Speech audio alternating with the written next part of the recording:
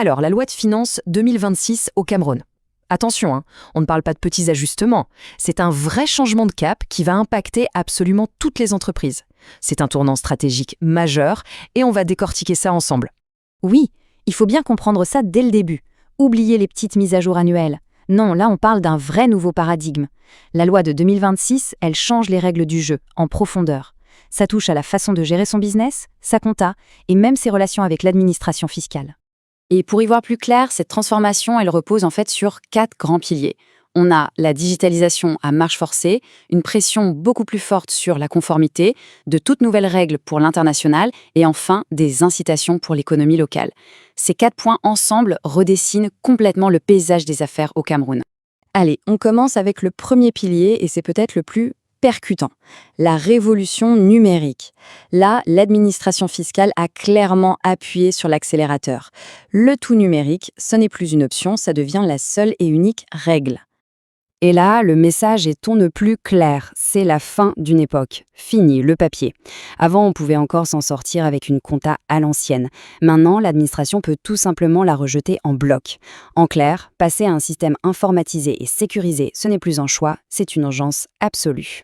Bon, concrètement, ça implique quoi, ce virage numérique? 3 choses essentielles. Premièrement, le NU, le numéro d'identifiant unique, devient la référence pour identifier tout le monde. Deuxièmement, la plateforme e-billing pour gérer toutes les retenues à la source. Et troisièmement, bien sûr, cette fameuse comptabilité 100% digitale. C'est vraiment le nouveau trio gagnant, ou plutôt obligatoire.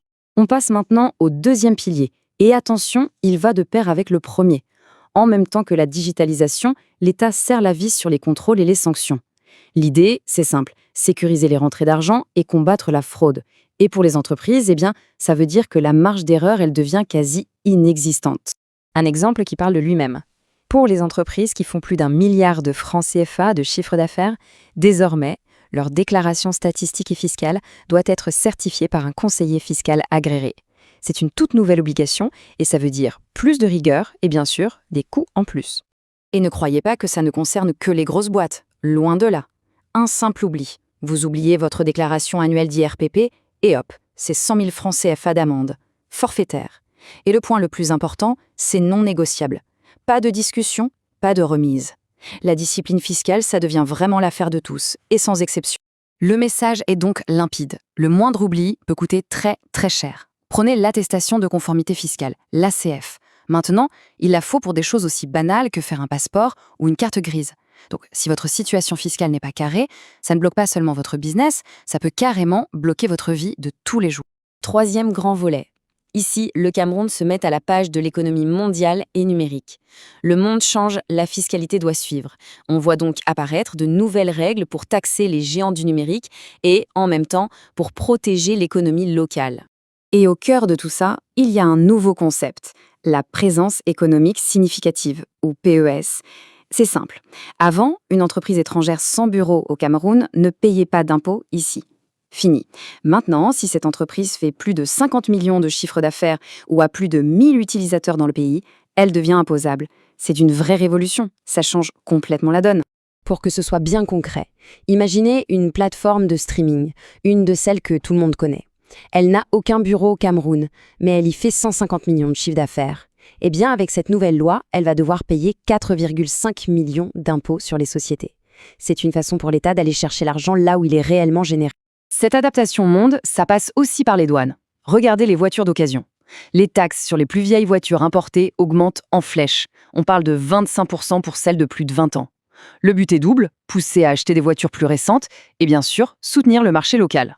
Bon, on a beaucoup parlé de contraintes, mais attention, cette loi de finances, ce n'est pas que ça. Et on arrive à notre 4e et dernier pilier.